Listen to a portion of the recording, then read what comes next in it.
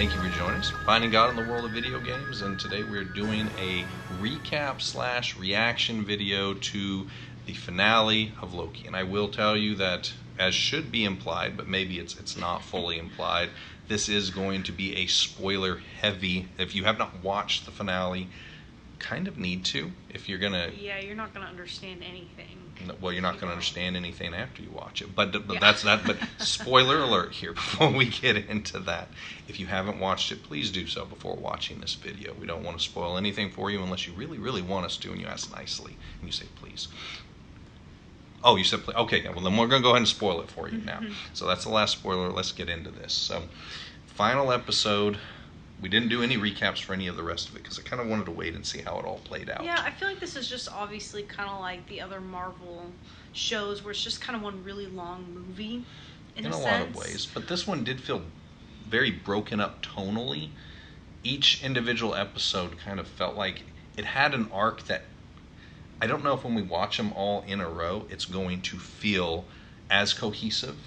Because it does kind of shift very dramatically from almost a procedural drama kind of feeling into a comical feeling into what we have now, which is a very mystical kind of aspect to it. So yeah, it does jump all over the place a little bit. I think when we watch all 6 in a row, I wonder if it's going to feel like it rides smoothly, or if it feels like there's a big jump from one of the. Oh, I'm sure we will. If it does or not for us. So obviously this ended, and now we're through the spoiler alert part. It's not the end of the Loki series. There's going to be another one. I was so excited. So we don't always watch through the end credits. Not always. This time we just happened to leave it on because our now toddler, is just kind of running around. We're like, oh, let's just leave it on. And then at the very end, we saw Loki season 2 come. We were like, oh. So that is fantastic really news, exciting. but it also explains why we didn't get much in terms of resolution in what was considered to be a series finale. Turns out it's just a season finale. So let's go straight into that. So how did you feel about the reveal, first of all, that we didn't really go any of the places we thought we would, and instead we get an entirely new character, He Who Remains, and at first we're trying to figure out, who is this guy? And he does have a background in comics, but it seems very clear that this is a maybe an amalgamation, or at least a variant of Kane the Conqueror is clearly who we've got here. And we know that this actor has been cast as Kane. He is going to show up in some future MCU projects. We'll probably see him in Ant-Man next. Very likely we'll see him in Doctor Strange, and who knows what else. Going to be kind of the next big bad for this next phase. Which is really exciting. I must say, so I don't want to jump ahead or anything, but I kind of really liked him. I can always edit this if we need to fix it, of him. because you jumped too far ahead. But go ahead. I did jump too far No, ahead again? No, go ahead. Oh, okay. I was like, I feel like I was pretty on track, but I kind of really liked him from the very beginning, because Well, it's too bad, because they kill him. See, now you're jumping ahead. All the way. See, to the end. So because when he reveals himself, he's just kind of sitting there eating an apple, and he kind of has a little sense of humor to him. He seems a little off. He does seem a little off. Well, he has spent a lot of time alone at the end of the universe. Yeah, he was kind of awkward, and he's just sitting there eating an apple, and he's just kind of giggling at them, and she just, Sylvia tries to kill him a few times, and he's just laughing, and he's like, oh, that's funny, come on, follow me. I'm like, that's really strange. But I kind of liked that part. I think the casting is fantastic, and I am very much looking forward to seeing how he interprets the more villainous aspect of Kane, and maybe the more egotistical version of Kane. I can totally see it. He's probably going to get to play this role in a lot of different ways, so that'll be really cool. Here's my problem. We saw a lot of him just sitting and talking, and that is the least exciting way to do exposition in anything. And when you consider that, it felt, I don't know if it was, I'd have to see it, but it felt like almost half of this entire episode was the 3 of them sitting at a desk while he told them and expounded onto them all of this stuff. And I do feel like that could... We do need exposition, but it could have been done in a much more dynamic way. And one of the things that I would call back to is, remember like in Guardians of the Galaxy 2, where Ego was explaining the whole process to Star-Lord about, impregnating all the different women, trying to create a living heir to himself through all these different races, and finally it was him. And they went through all these different dioramas. It was very dynamic. You saw all this. Too, though. It was long, but at least something was happening. They weren't just sitting at a desk while he began the, filling out paperwork showing that you are in fact That's my true. son. I guess I see what you're saying. It was a little That was anticlimactic. there was stuff with his happening little there. Weird... He was moving around, he was showing stuff. They were moving through scenery, and it kept my attention a little more. This was keeping my attention because I want to know what was happening. But the actual dynamic of the scene, at a certain point, I'm like, I'm surprised Sylvie hasn't tried to kill him more times than this, because just out of boredom. It was just really, it was dragging on a little. We needed that, but it could have been done better. I guess I was just paying a lot of attention because, like you were saying, we needed that background. We needed to know what was happening. But looking back at it and not, reading the words on the screen the whole time, we read it with captions. And looking at it, there really wasn't much going on. He had like a weird little metal thing that was kind of... Even in this series, think about how when we were trying to figure out, well, how are we going to get Loki caught up, this version of Loki, with all the things that have happened, and what happened to him, because obviously this is a different Loki than the one at the end. And they did a great job getting us from point A, which is this unredeemed Loki, to point B, a Loki who has now watched himself go through an entire lifespan from that point and dying. Yeah. And I felt like we got that exposition in a small amount of time in a much more attractive fashion, and we were all up to speed. So I think it could have been done more. Maybe they didn't have it in the budget. Or maybe this was shot during pandemic stuff where they couldn't really do some of those things. Who knows? I'd be interested to see the making of stuff afterwards and see how that turned out. I'm sure they will. I think they might have even already announced they're going to do that. But so I think that the reveal, not that it's terrible, but felt a little anticlimactic. And here's my more concerning aspect of it. So we've got a multiverse now. That's cool in a lot of ways. We're gonna get to see all of these different variations of what's going to happen. It's going to tie into Ant-Man. It's going to tie into obviously Doctor Strange, and probably this entire phase is going to be occupied with the concept of a multiversal war, which is what he was telling us he was trying to avoid. But it does open up a lot of cheats that I'm not a big fan of. I mean, if you think, one of my least favorite things about the DC television shows is when, the Arrowverse stuff, right? And they're like, oh, well, we just lost this character. That's cool. We just went to Earth 727 and we picked up another one. He's pretty much the same, except he's a little funnier and he has a goatee. You're like, well, now it doesn't feel earned when the person that we liked, they're, oh, he exploded. But that's cool because here's the other one. You're like, well, but he looks just like Flash's father or something. But he's not him, but is played by the same actor, and he kind of acts like him. Well, so did we really lose him?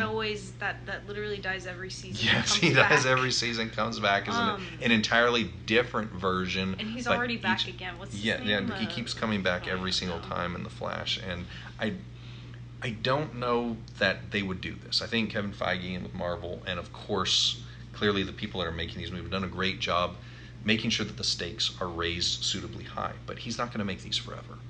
And he's not always going to be in charge. And at some point, I hate to have a Pandora's box open where they're like, well, we can just bring Captain America back, or we can. Iron Man's not really dead. That Iron Man's dead. Here's another one, and he's a really loving, father figure, and he's really, really nice and altruistic. I don't want that. No. I was really devastated when he died. I think everybody was. And it needs to stay that way. But it needs to stay that way. Like Loki got to cheat death already. We saw him die. That was the moment that made the entire Avengers, Infinity War, and Endgame saga kind of come together like, oh man, this is going to be different than what we've watched. People are really going now. When Loki died, that was a turning point in terms of the dynamic of that movie.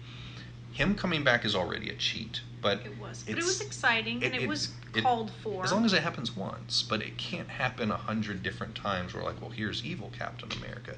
Here's, we got Crocodile Loki, and here's Winnie the Pooh Bear Captain America. Like, there does need to be some limits. I mean, you might laugh and be like, well, that wouldn't happen. Disney would never bring Winnie the Pooh as Captain America. I didn't think 20 years ago that Disney would say, I've got a great idea. Let's take all these classic Star Wars characters and let's completely ruin them and make a whole trilogy where Han Solo's son kills him for no reason because he's a spoiled brat. And then Princess Leia flies around like she's a space woman. And then Luke turns out to be a jerk. I would have never expected that, and it happened. So don't tell me it can't happen. It can happen, and I don't want it to. He's really bitter about that, clearly. So, well, it's not just a wasted opportunity. The Marvel Cinematic Universe works because everything has had realistic consequences.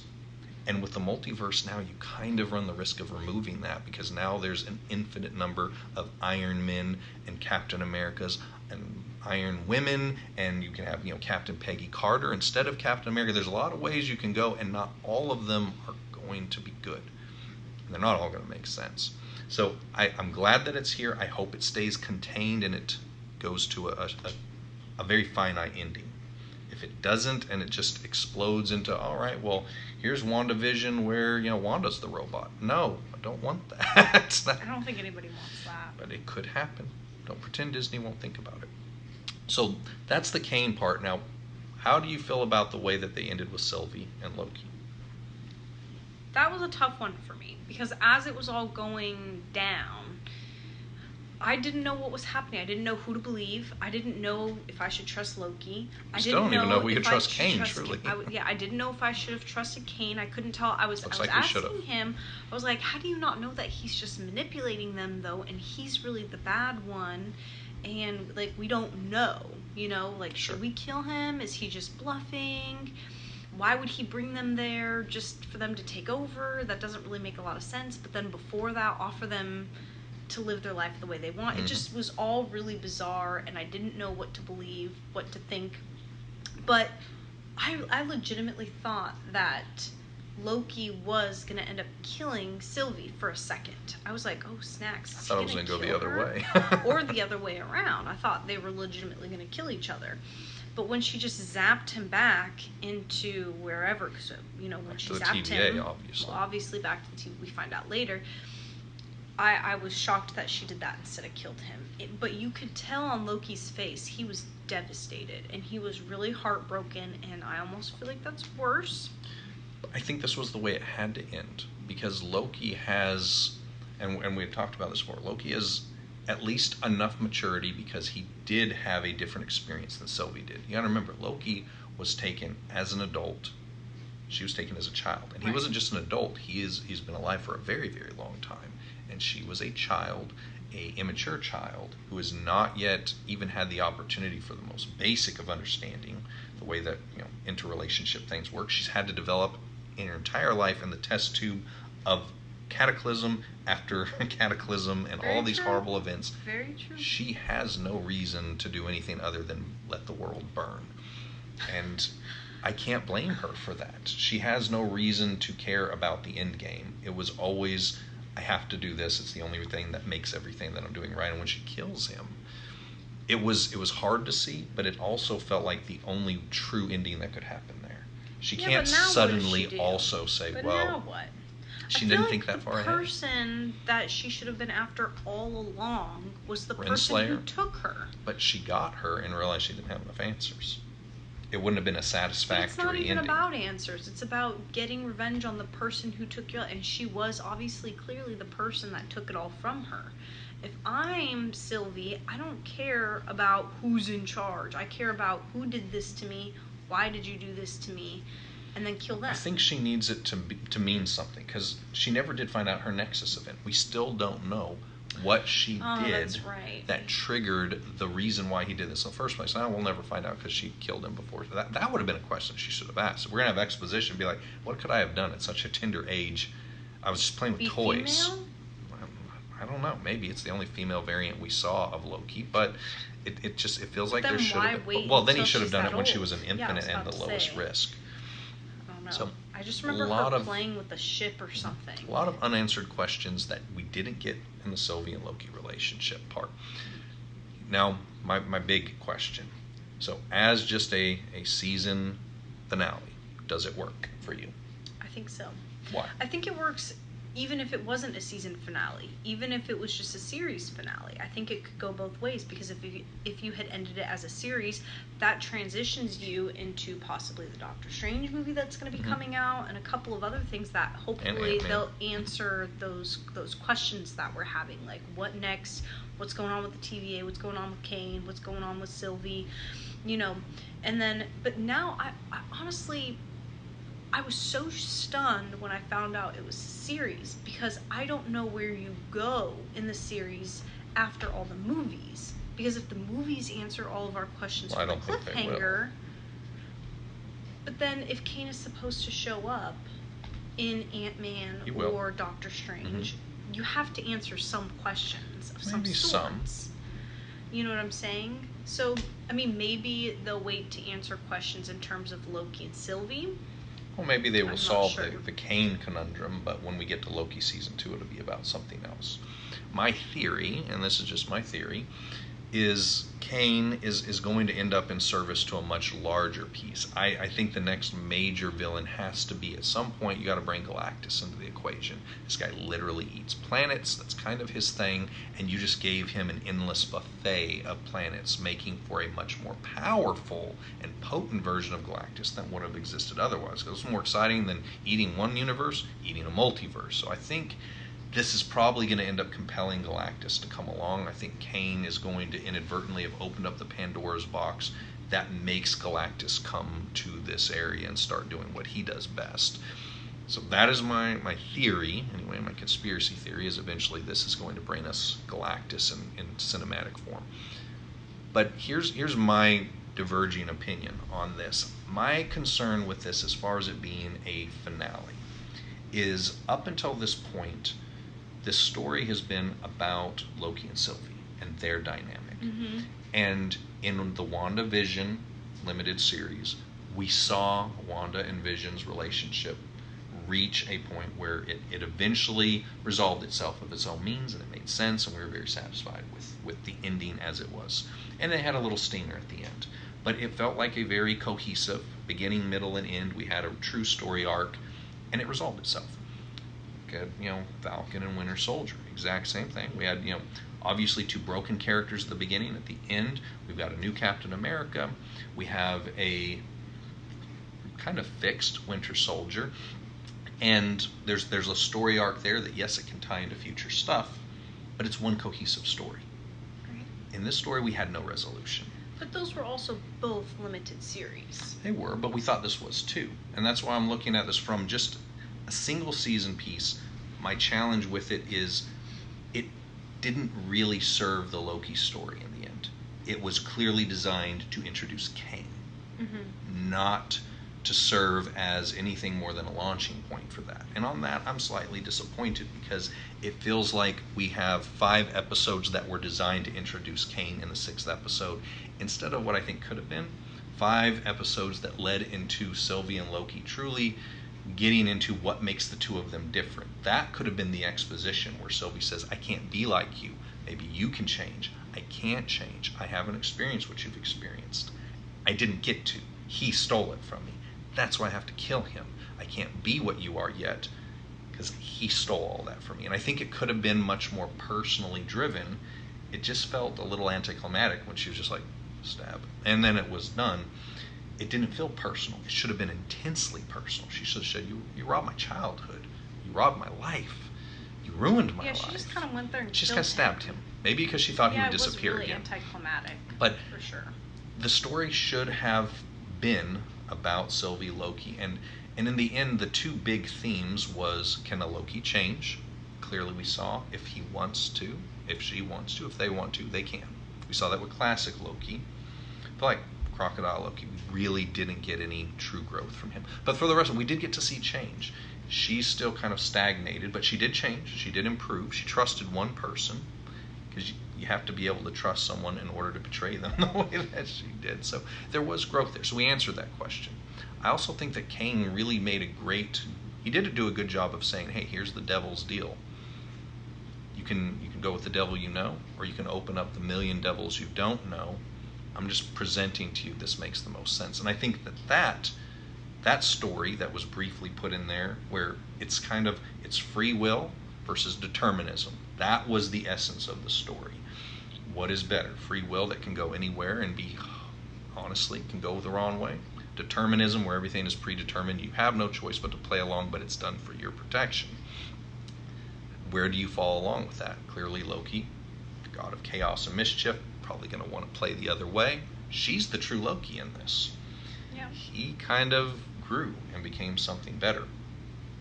But we didn't get to the point that I feel like that's what the story was about. In the end, it felt like, because we're going to bring you Kane. That's what I'm disappointed in. I would have rather he was the last 4 minutes of the movie or the series, and not the entire last 45 minutes of it. Tease us, let us know that's where this is going eventually. The whole thing eventually just introducing Kane feels like it kind of shorted Loki and Sylvie in the end in their journey. That's how I feel. That's where season 2's going to come in, though. Hopefully that's what it does. I don't see Who why knows not. what it'll be in service to. That's what I felt like it was once I found out that there was going to be a season 2. And I don't mind the cliffhanger. That's not my issue. Cliffhangers are good in these kind of settings. That's the way comic books used to work. So it's cool that they decided to say, you know what, we're going to leave this very broadly interpreted. We don't know where Renslayer went at all. No idea what she's up to. We don't know why this version of the TVA doesn't even recognize Loki and just thinks he's some random dude that works there. Mobius doesn't even know that he is a Loki, or what a Loki is. He's just like, you need to get back to work. So we don't understand. TVA works outside of time and space and everything like that. Odd. Then I'm not really sure why it changed so dramatically, unless this version of Kane has completely wiped everybody and reset them, and Loki just pops in there. I don't know. And I don't know why he wouldn't have done the same to Loki. Especially since he got there before. Yes. Because, the statues already have his face on it. Yeah. So there's a lot of unanswered questions. It's going to be a long time till we get those answers, and I like that. Just kind of wish that this wasn't purely to introduce Kane. And that's kind of how this last episode felt. Yeah. Great character, and he's going to be deserving of being across multiple movies. I like where they're going to go with him. It sounds like he's probably going to be the right kind of villain for this next phase. I'm excited to see him. I really still wanted it to be Loki at the end was the bad guy. I was looking for King Loki, Emperor Loki. That would have been my big payoff. So that's my only disappointment. Still fantastic series and a good finale. A little less Kane would have been a good thing. I agree. Anything else? I think that's it. That's our rant on the finale of Loki Season 1. No idea when Season 2 will happen. Hope you enjoy this, and we hope to see you next time when we break down whatever else it is that we feel passionate about or wish would have been different. See you next time.